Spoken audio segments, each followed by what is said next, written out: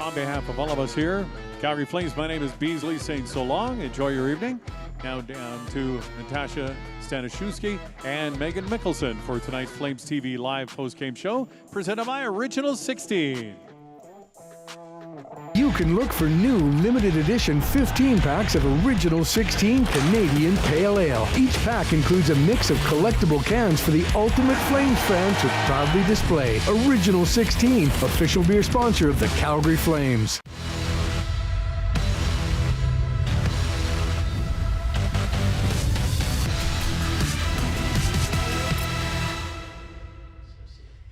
Hi, everybody. Welcome to Flames TV live post-game show. I'm joined by Meaghan Mikkelson here on the desk. And Meaghan, another roller coaster game for this team. Nothing comes easy for the Flames this season, it appears, but they had that big comeback win against Vancouver.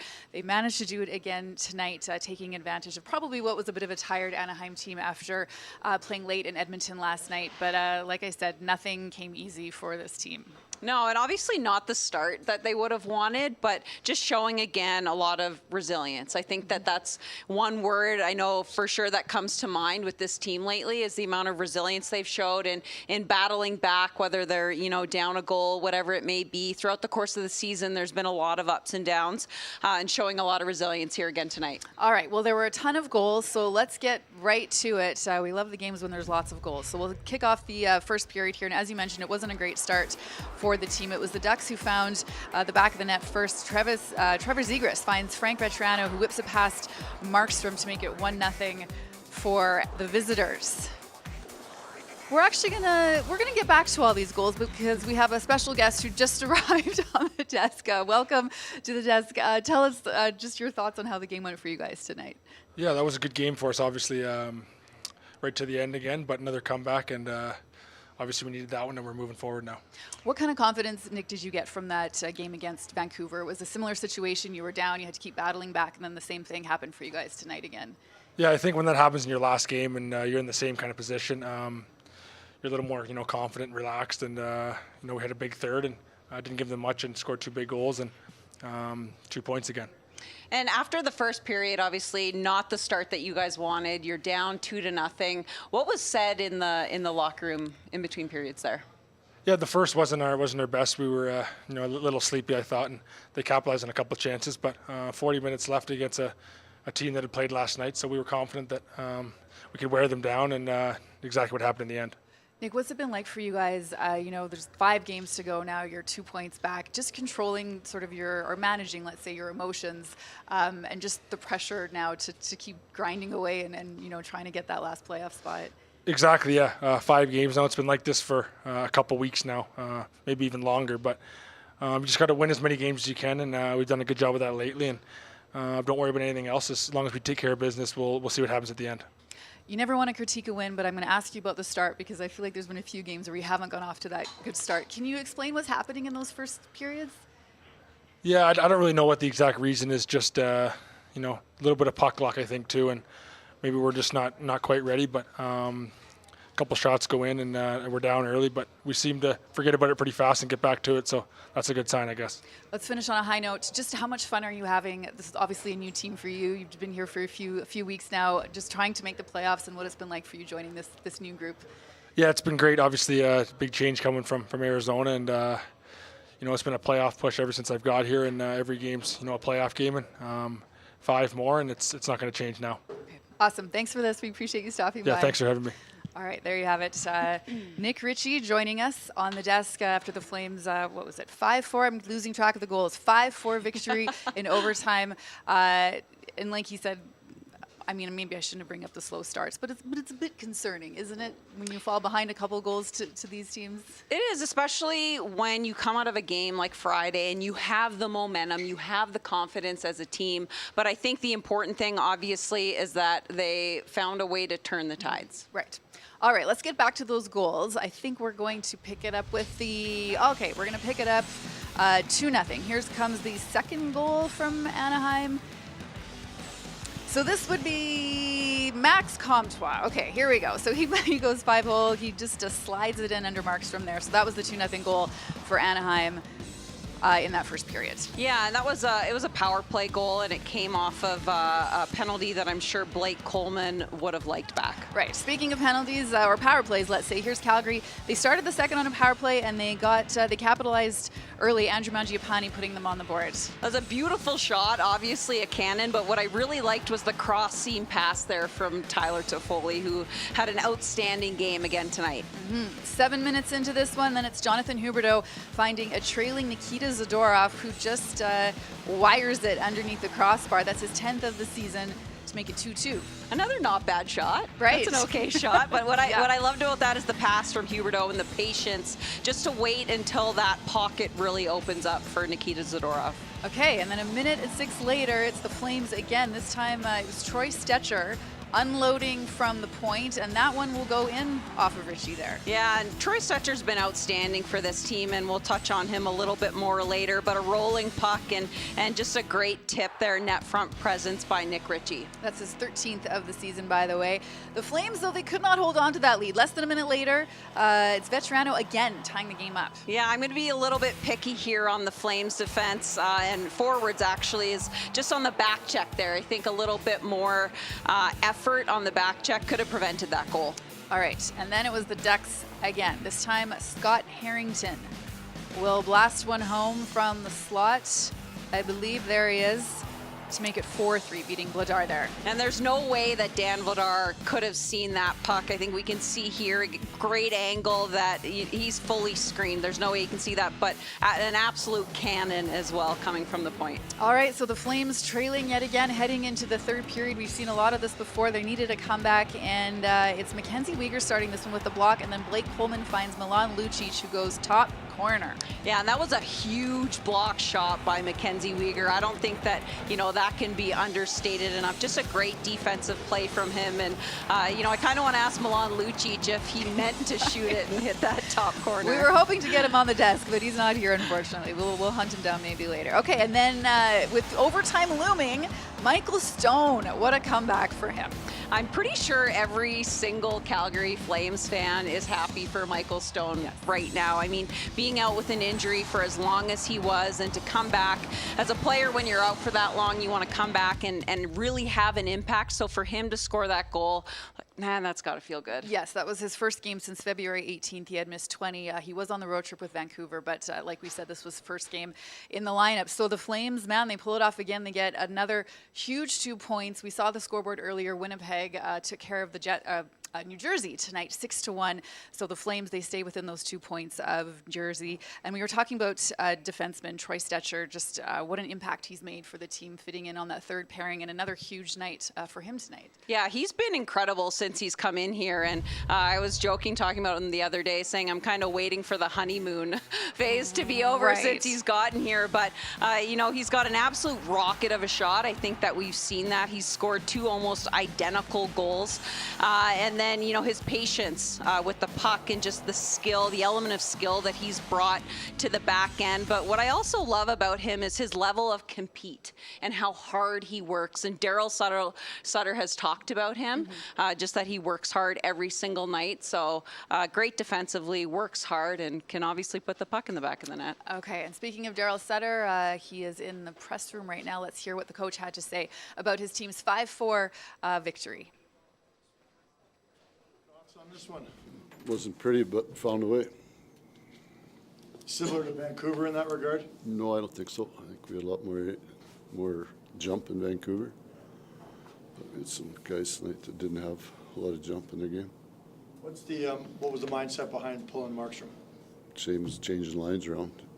Just trying to get a little more jump in it. Did you see what you needed to see out of the new lines? We won the game. That's what we're trying to see, right? I like Michael Stone, been out of the lineup for a little while, steps back out with the heel. Yeah, it was a good decision to get him back in there. You get your first comeback win when trailing after 2 periods. The next game, you get your longest win streak of the season. What does that do for the belief in the room as you try to chase down Winnipeg? Just trying to stay focused on the games, right?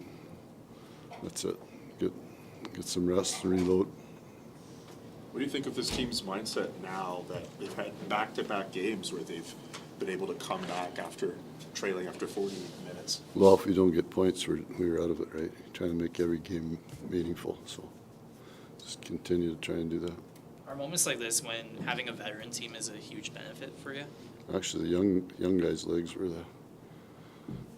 we moved guys around tonight. Even when we talked about goalie, and the only thing we didn't switch on was D and put a new one in. So it was actually the guys that moved around that gave us a little boost. And they got a boost from a lot of different guys tonight, including the fourth line. We saw Milan Lucic tying it up there. Just a huge goal in that moment for Calgary. Yeah, absolutely huge. And you'd like to see that from a guy like Milan Lucic as well. And, you know, Mikkelson with the winner, obviously. But Milan Lucic, he's a veteran player. Mm-hmm. He's been around a long time. He knows what it takes to win. He knows how to handle adversity and to really push through when times get tough. So it's good to see him put a puck in the back of the net at that point in the game, at this point in the season. For sure. Okay, let's hear what the veteran had to say. Here he is in the dressing room after the Flames' victory. Milan, for the second straight game, this group finds a way to come back when trailing after 40 and back in the fourth affair. What's your biggest takeaway from this one tonight? I think we just stuck with it. We didn't get frustrated, and especially I thought in the third period we went out there with the focus to win the game. So it was a good team effort. Obviously, giving up 8 goals in the last 2 games isn't really a positive, but we got the win, and that's the biggest thing that matters. Maybe take us through your goal, because we can see not only what a nice shot that was, but the emotion that followed suit afterwards. Yeah, I mean, obviously, you want to contribute, and you want to,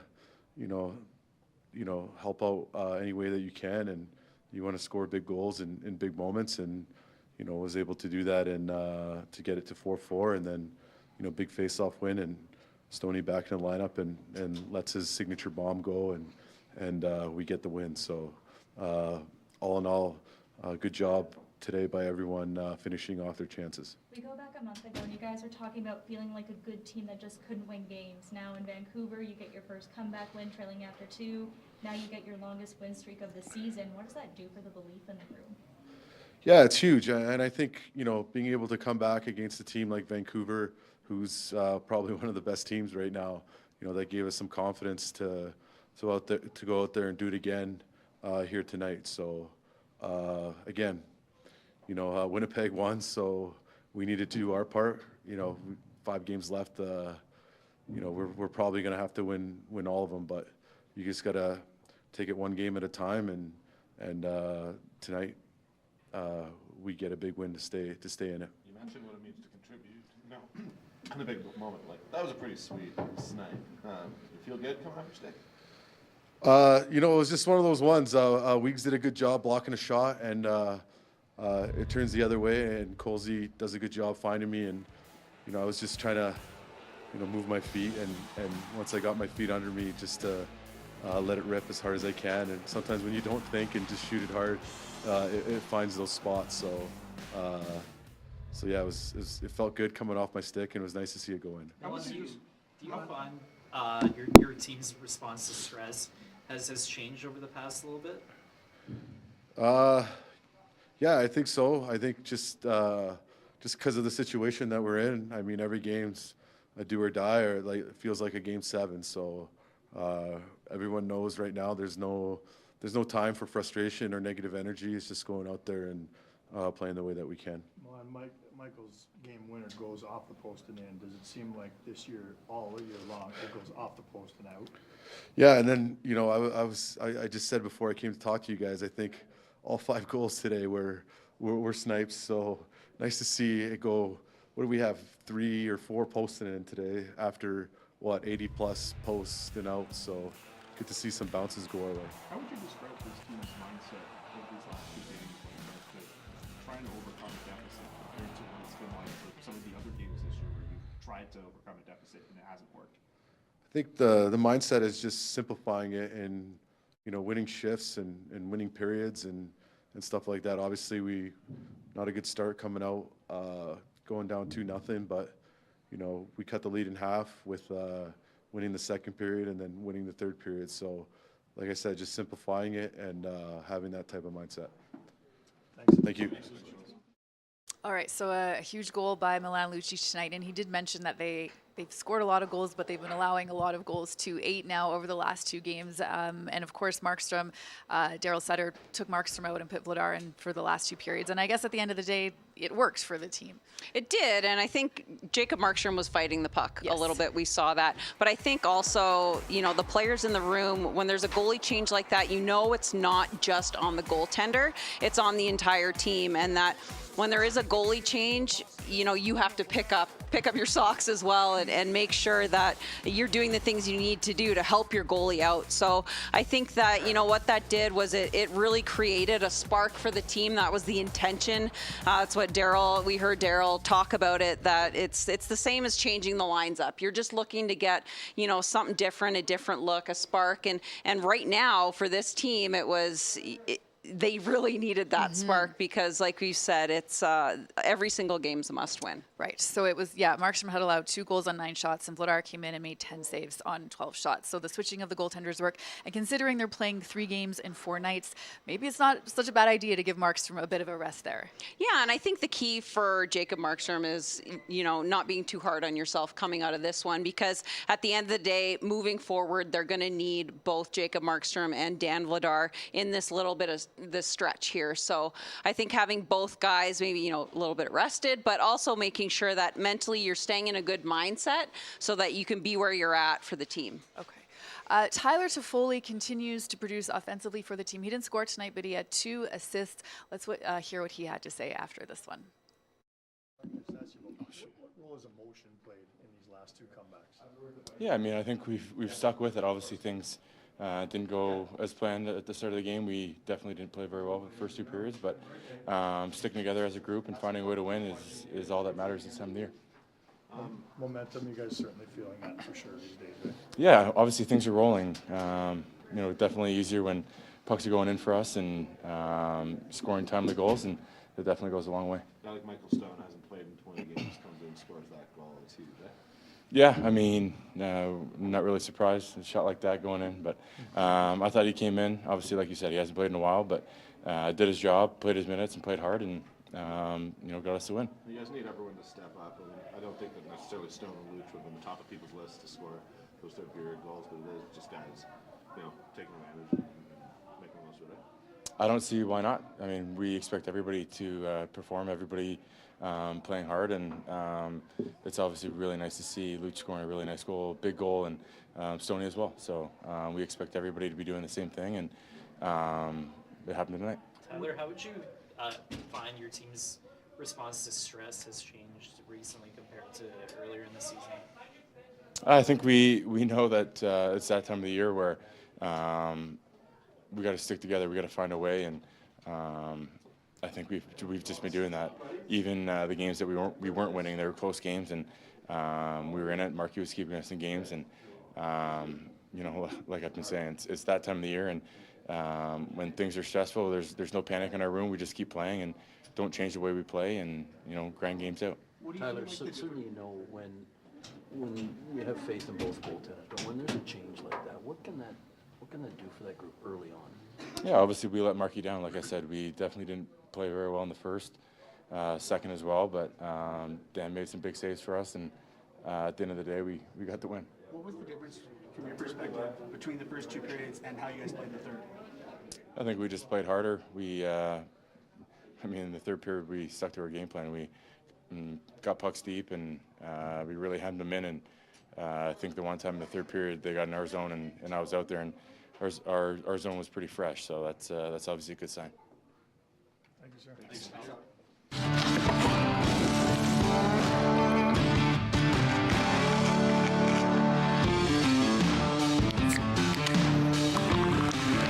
Original 16, a great way to celebrate things done well.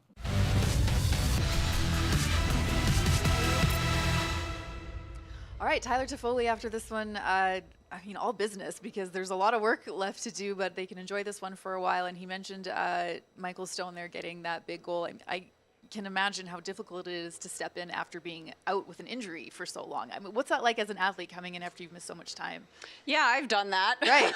Yeah. A couple of times, and it is really hard. But I think, you know, the key to that is your preparation. And, you know, Michael Stone obviously is a guy that he has a reputation for working hard and doing all the things that he needs to do off the ice to make sure that when he comes into play that he's ready to go. And, you know, I think also being used to being sometimes the 6th or 7th defenseman and not playing a lot of minutes, you know how to keep yourself ready. And he's done that, obviously. Well, he was the difference maker tonight, stepping in for the first time in 20 games, an absolute bomb of a shot. Let's hear what he had to say after scoring the winner tonight here in Calgary. Yeah, it's good. Yeah, it's nice.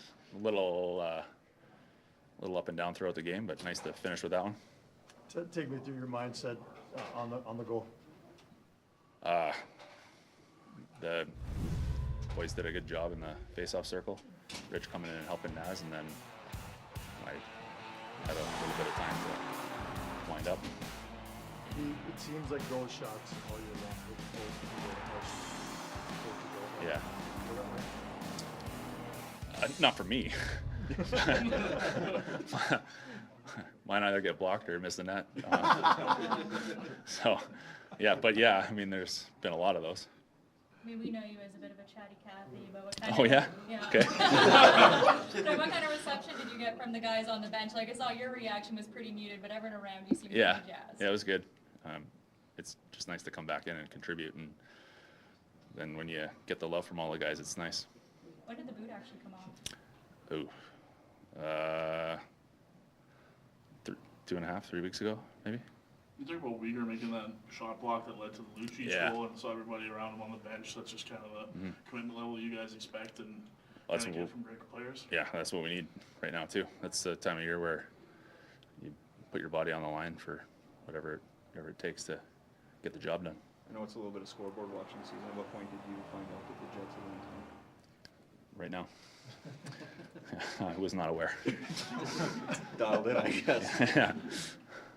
I guess having to watch for a while, just when things were frustrating for the team, what was the difference you saw in mindset kind of being on the periphery of it to what we're seeing now with the team hitting all these firsts in the late stages of the season?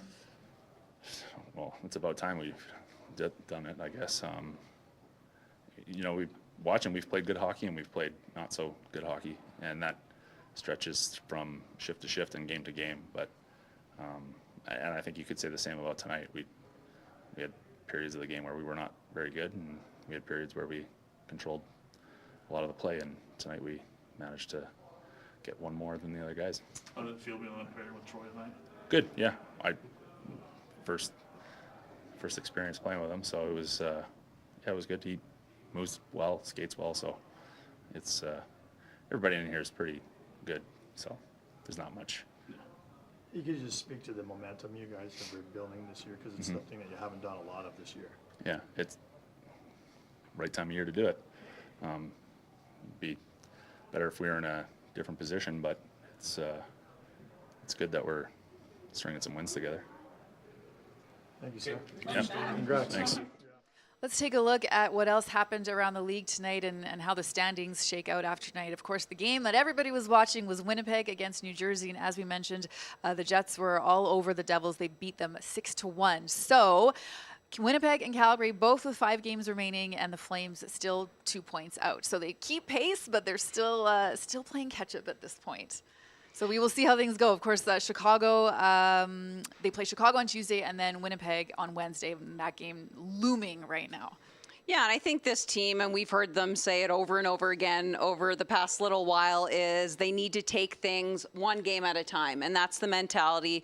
This one's over, you're moving on to the next, getting ready for the next one, and also just focusing on the things that you can control. Like, as much as you may be looking at the out-of-town scoreboard and knowing, you know, who's winning, who's not winning, you have to focus on your play, your game, and the things that you need to do to be successful. So I think that, a good learning from this game for the Calgary Flames is didn't get the start that they wanted after coming out of Vancouver with all the momentum. So now, once again, they have the momentum, carry that into Tuesday night. And one just last thought from you, because you mentioned it before about the back-to-backs. They have Chicago, they fly right out to Winnipeg and play them the next day. You think maybe they'd be tired, but you made the comment that sometimes it's not so bad to be playing these back-to-backs. You stay in the moment in a way. You stay in the moment and your nervous system's firing. Physiologically, it doesn't make much sense in that you think that with more games, more travel, you'd be more tired. But sometimes it's just that adrenaline. You're kind of always on, and it keeps you going, and you end up feeling better than you actually would. So I'm wondering if, Winnipeg's going to be the team coming in Wednesday night a little bit tired and sleepy. They have, of course, the 2 nights off before that game. So, yes, we shall see. But, yes, as you mentioned, first things first, Chicago is here on Tuesday. So that's it for us. It's a 5-4 victory for the Flames, their 4th win in a row. They haven't done that all season. They will look to keep things rolling against Chicago on Tuesday night. We will see you back here then.